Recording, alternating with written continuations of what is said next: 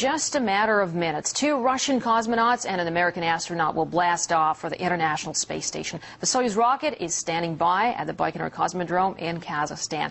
Well, with me in the studio, I have a space expert, Yury Karash, who can talk us through the launch, and our correspondent, Egor Piskunov, who is in Baikonur. All right. Hello to both of you. Well, Igor, first question goes to you. Tell us a bit more what's happening just seconds before the launch.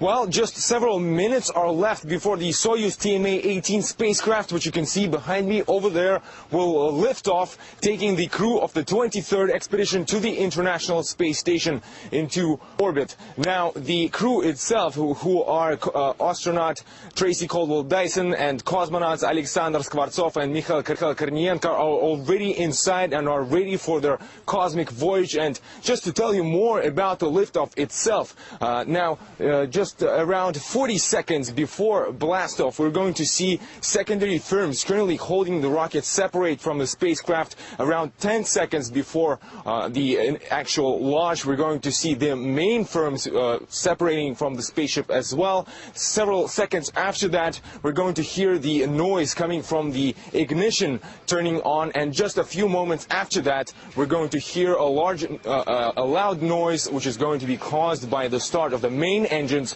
And we're going to see this 12-story high space rocket lift off, beginning its journey to the International Space Station. Also, the rocket itself is currently installed above this hollow area, and both the noise and the flames from the engines are first going to go in that area. And as the rocket lifts up above ground, the noise area, if you wish, is going to spread, and we are going to be able to feel the phenomenon of the sound wave itself. This is going to be really exciting. Now, about a little bit about the crew itself. Tracy Caldwell-Dyson has already visited the International Space Station before, but it took 12 years for cosmonauts Alexander Skvortsov and Mikhail Kornienko to reach this point. This was really their dream, and they really have been working hard for it. Now, these are the main firms that just separated. This is the sound of the ignition. So just several moments after that, we are going to see this bird, if you wish, lift off. There's the ignition. Everything is going according to plan. I'll come back just in a couple of moments as soon as the noise quiets down. So, bon voyage.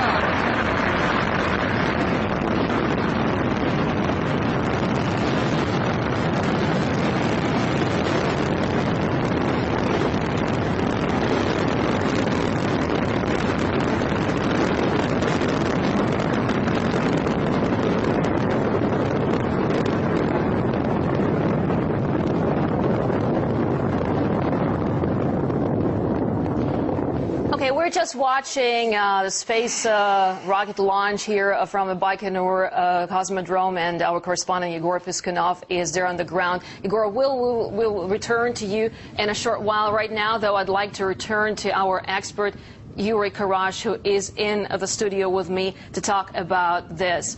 Well, Yury, we have seen this just now. It's very exciting to watch the rocket launch, and this one was spectacular as always. And I'd say, well, not as an expert, though, it was pretty successful. What do you think? Well, I'm sure it is, and you should always remember that Soyuz launch vehicle and Soyuz spacecraft are very reliable machines, so the chances that the mission will end successfully in a couple of days after it docks to the International Space Station are very high. What is special about this particular mission? Well, I wouldn't say that there is anything really special about this particular mission. It will be a routine duty on board the International Space Station. The crew will continue to perform scientific experiments, and will also participate in the installation in the docking of the Russian Raspet module to the International Space Station. Mm-hmm. Okay, well, thanks very much indeed. We will return to your expert opinion in a short while. We'll now go back to Egor. Egor, are you there with us? Tell us a bit more about the astronauts and what's next for them.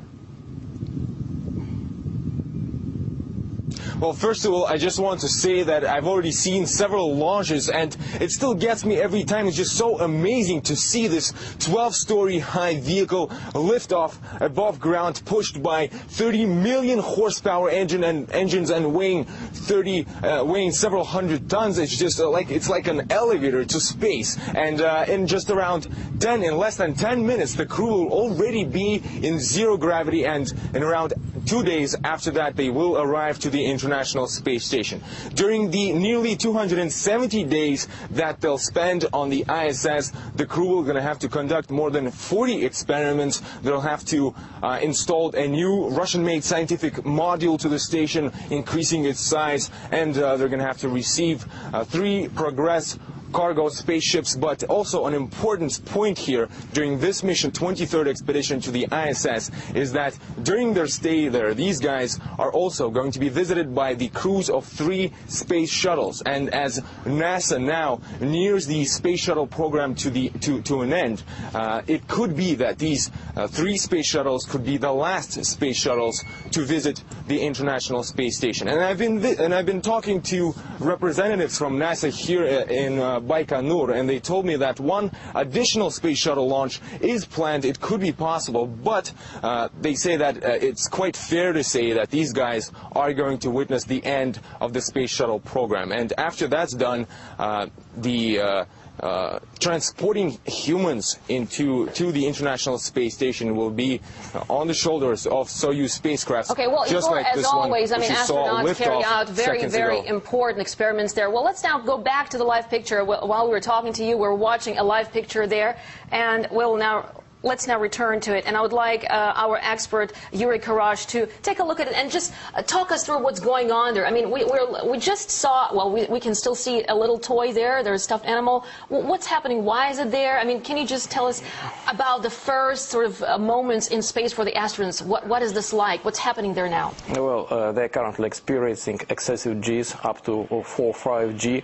And this small funny toy which is hanging under the ceiling is actually, believe it or not, an indicator of the weightlessness. So as soon as it starts floating freely inside the cabin, it means that the crew has reached the orbit. I mean, it's really funny for someone who hasn't seen this before, but is this what normally happens? Is it what happens like every time a rocket launches to check the state of gravity, as you said? There's a toy there? Well, definitely. Actually, it is a tradition. Well, it's really interesting. Well, unfortunately, we're kind of like losing. There's a sketchy signal there. We might lose this live picture there. But yeah, I think it's certainly very interesting because not many viewers have seen this before. I mean, I personally have seen this for the first time. Yury, well, let's now talk about the space industry in general and how it's developing here in Russia. As a short while ago, we celebrated 45 years since the first spacewalk, and about 10 days from now, on the 12th of April, we celebrate 15 years since the first manned space flight. Russia and the Soviet Union in the past have been playing a very important role. Now, can we expect any breakthroughs in the future? Oh, the answer is definitely yes. And the crucial condition for such breakthroughs to happen is the presence of national leaders who will be willing to support ambitious space programs of their countries, like the Soviet leader Nikita Khrushchev supported the launch of Sputnik, the first living creature in space, and then Gagarin. And like American President John Kennedy initiated Apollo space program.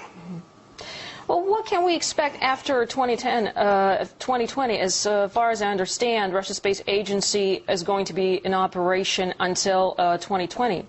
The ISS, rather, is going to be in operation. Famous American astrophysicist Carl Sagan said that space exploration, in order to survive, should excite people, and near Earth, spaceflight no longer excites them. So hopefully after 2020 we'll see some interplanetary spaceship flying beyond the moon orbit. Okay, Yury Karash, thanks very much indeed for your expert opinion and talking us through the space launch from Baikonur, and Egor Piskunov there talking to us earlier. Sure.